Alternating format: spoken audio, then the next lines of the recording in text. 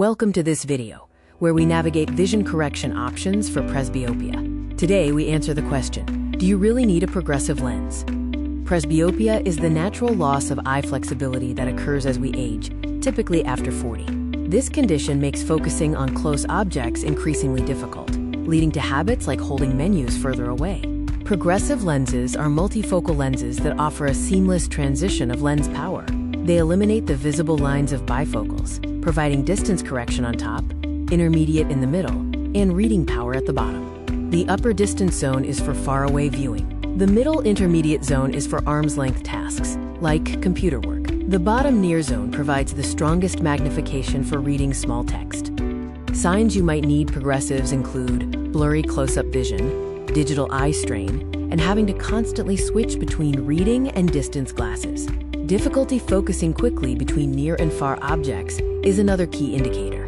The primary advantages are ultimate convenience, as one pair covers all focal lengths. They also offer youthful aesthetics with no bifocal lines, and provide natural vision due to the gradual power shift. Progressives do have drawbacks.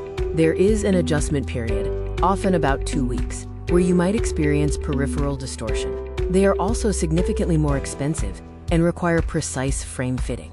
Bifocals are a traditional alternative, with a distinct line separating distance and near vision. While less aesthetic, they offer wider, distortion-free fields of view for specific zones and are generally more affordable. Other alternatives include inexpensive reading glasses that require constant switching. There are also multifocal contacts and monovision, which corrects each eye for a different focal distance. When comparing the investment, single vision is the least expensive. Lined bifocals are next, followed by standard progressives.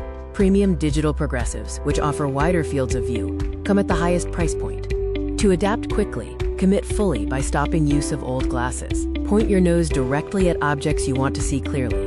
Look down, not your head down, when reading.